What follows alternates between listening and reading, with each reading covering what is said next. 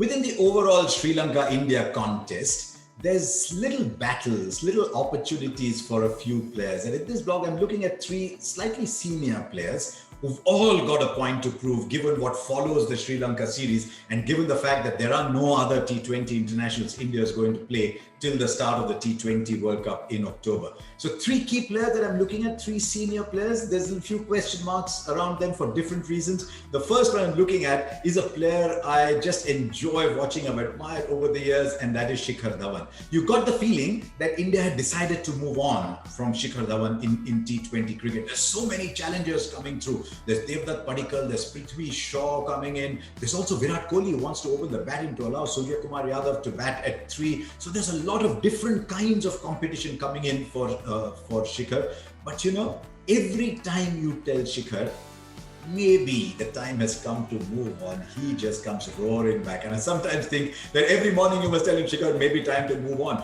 And look what he's done. I mean, don't just look this year's IPL, look at last year's IPL. He's a strike rate 140. And so many times he's taken on the bowling early. A left-hander at the top of the order, him and Rohit Sharma playing together would be fantastic. So I think if there's a good series for Shikhar Dhawan here, he is telling the T20 selectors, you know what, I am here, do not look beyond me. Because as I said, since moving to Delhi, his return at the top of the order has been nothing short of fantastic. So Shikhar Dhawan is someone I'm very curious to see. As I said, because there's a lot of competition for that one opening slot, including from the captain himself. I still think Rohit Sharma and Shikhar Dhawan just seems to have a better ring to it if they can keep their strike rates up than Rohit Sharma and Virat Kohli. But I think Shikhar Dhawan might have a point of view about what the selectors are thinking. So number one, Shikhar Dhawan. Number two, I'm looking at Hardik Pandya. Entirely on fitness grounds, not on ability grounds. In fact, I think we spent too much time waiting for Pandya to come back. But look what we did in that time. We found that Vijay Shankar was not quite there at the highest level. We found Shivam Dube was not quite there. And we searched and we searched and we did not find another seam bowling all-rounder or a person who could hit as explosively as that. We saw in Australia that he actually played as a batsman and finished games for you. What Hardik Pandya does is give the captain a lot of options. If the tracks start to get slow, you could play 2 quicks, Hardik Pandya and more spin. If the tracks are really good in bounce, you could play 3 quicks and Hardik Pandya, the way Mumbai play in the IPL, and 2 spinners.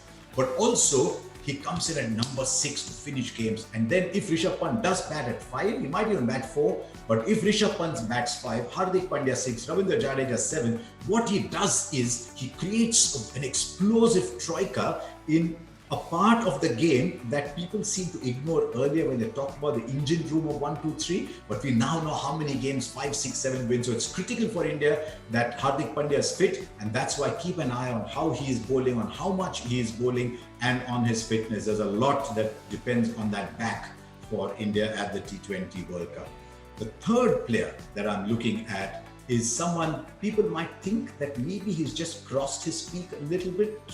We'll wait and see. We're talking about Bhuvneshwar Kumar. 2015, 16, 17, he was fantastic for Hyderabad. He was fantastic for India. If Bhuvneshwar is fit and bowling as well as we know he can, then look at the options he's giving Virat Kohli. He could bowl 3 up and keep Bumrah back for later. Bumrah bowls 1, 1 and 2 like he does for Mumbai. Or he could bowl 2 and 2 because he's that good at the depth when he's going well.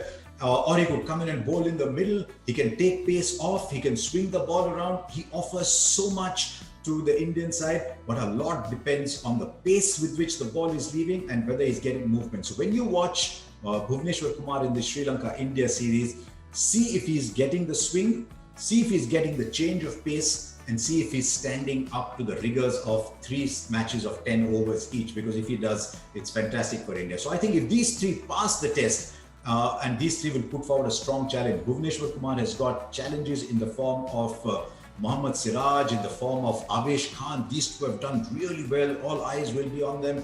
In a way, even Chetan Sakaria, Mohammad Shami is bowling really well. There's a lot of competition for those places. So, but Bhuvi, when he does well, is actually slightly above all of them. So I'm looking at these 3. I'd encourage you to look at these matches through the lens of these 3 as well.